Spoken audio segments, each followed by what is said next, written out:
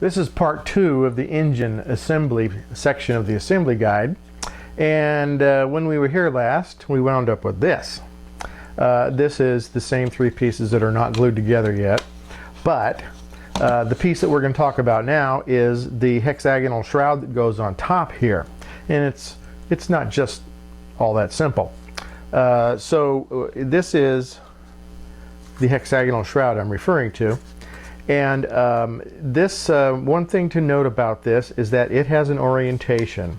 The hexagon here has a flat spot on one point. The hole here has a flat spot in one point, and that's the way that fits together. The reason for that is that this is designed as to what we can see in the film. So some of the parts, the detailed parts that are on the shroud, need to be oriented properly for that to be accurate. So we'll take that off, slide this aside.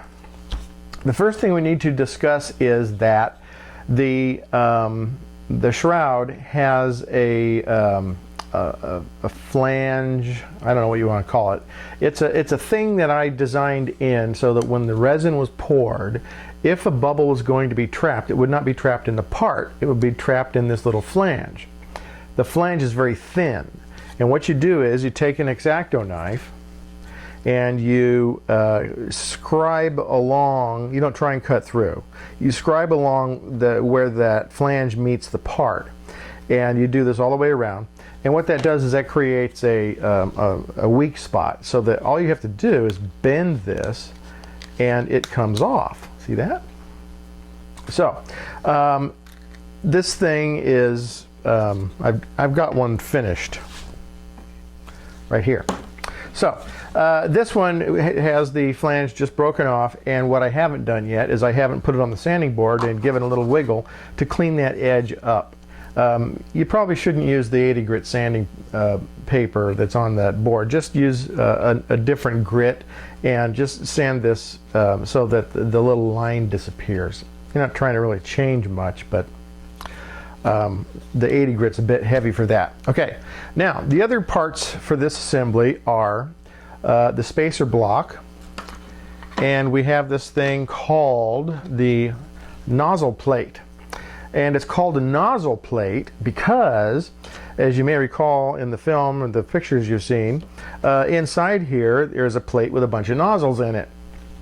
And the nozzles come in the kit in a bag, and they are ganged 5 to a casting. And all you do here is you take a pair of nippers and nip these off. And what you want to do is you want to here's an entire complement. You want to trim the little stub on the back side of the nozzle, so it's about 1/8 of an inch long, and that way when you put it into the nozzle plate it won't stick out the back side.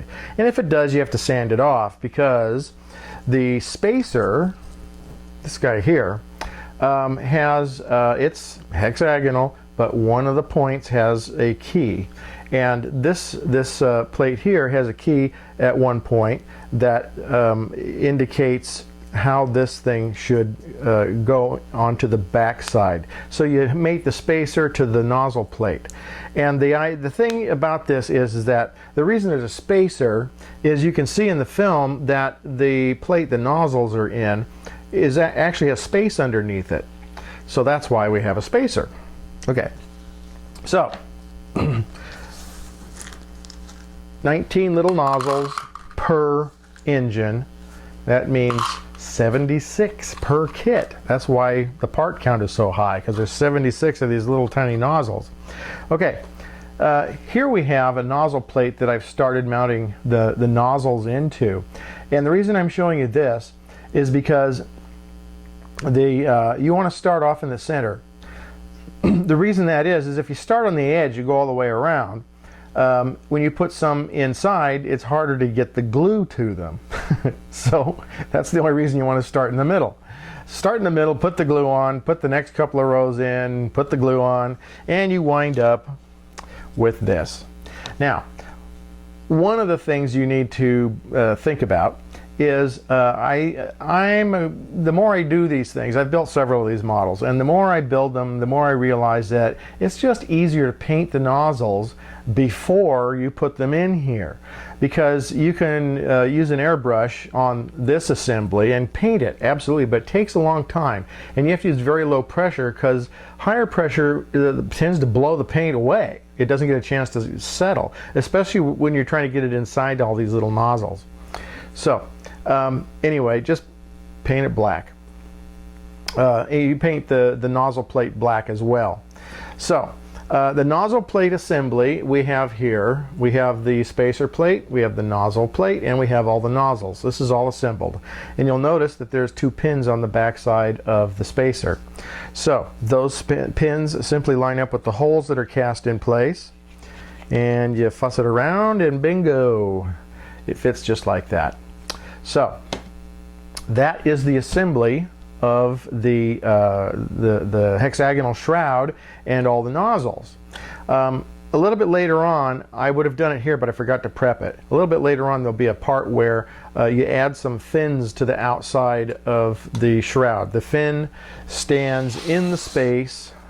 Let me get this put in properly. The fin stands right here, and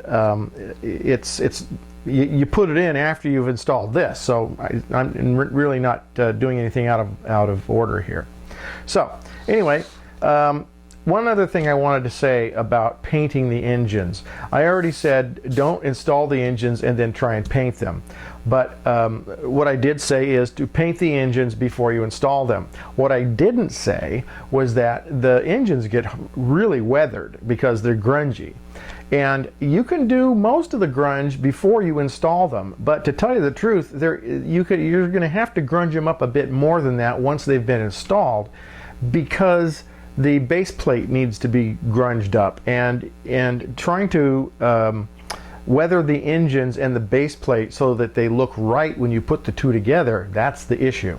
So you can do both of them separately, add weathering on both of them separately, just don't go overboard, because if you go overboard, then you got to start repainting something by adding white to it, and you're going to get into a whole thing about adding white, too much white, I got to grunge it up some more.